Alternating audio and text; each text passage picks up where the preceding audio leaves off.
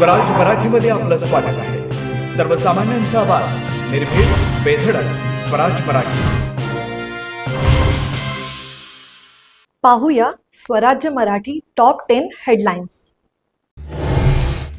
मंत्री आशिष शेलार यांच्याकडून मनसे आंदोलनाची पहलगाम हल्ल्याशी तुलना, तर पहलगाममधील दहशतवादी तुमचे कोण आणि कसे पळून गेले? पेडणेकर यांचा संतप्त सवाल नांदगावकरांनी सुद्धा सुनावलं. त्रिभाषा सूत्रांबद्दल बोलताना शिवसेना आमदार संजय गायकवाड यांची पुन्हा एकदा जीभ घसरली. संभाजीराजेंबाबत काढले अवमानकारक उद्गार. आपण भोजपुरी बोलतो, हल्ला करून दाखवा. भाजपचे माजी खासदार आणि अभिनेते दिनेश लाल यादव उर्फ निर्वा यांचं आव्हान. भाषेच्या मुद्द्यावर कोणालाही जबरदस्ती करू नये असाही सल्ला. एकनाथ शिंदेंनी आज नाश्त्यामध्ये फाफडा आणि ढोकळा खाल्ला. जय गुजरातच्या विधानावरून राऊतांकडून खोचक टीका. शिंदेंनी कांदे पोहे आणि बटाटे वडे खाणं सोडल्याचाही टोला.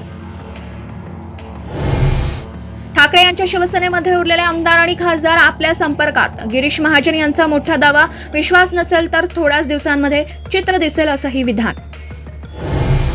ठाकरे बंधूंच्या एकीचा तामिळनाडूचे मुख्यमंत्री MK स्टॅलिन यांच्याकडून स्वागत. भाषिक अधिकारांसाठीचा लढा आता राज्यांच्या सीमा ओलांडून महाराष्ट्रामध्ये वेगाने पसरत असल्याचं केलं नमूद.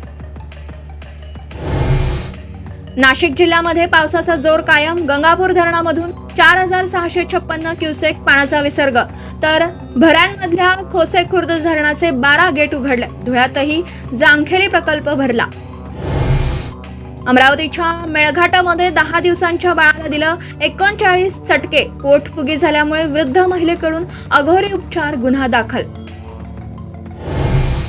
पंढरपुरात आषाढी एकादशीचा उत्साह. मुख्यमंत्र्यांच्या हस्ते विठ्ठलाची सपत्नीक शासकीय महापूजा संपन्न. दर्शनासाठी वारकऱ्यांची रीघ.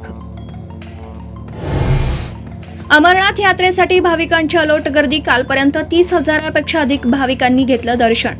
सुरक्षेच्या पार्श्वभूमीवरती बंदोबस्त तैनात. आता इथेच वेळ झाली थांबण्याची. भेटू पुढील अपडेट सोबत. चॅनलला लाईक करा, शेअर करा आणि सबस्क्राईब करा.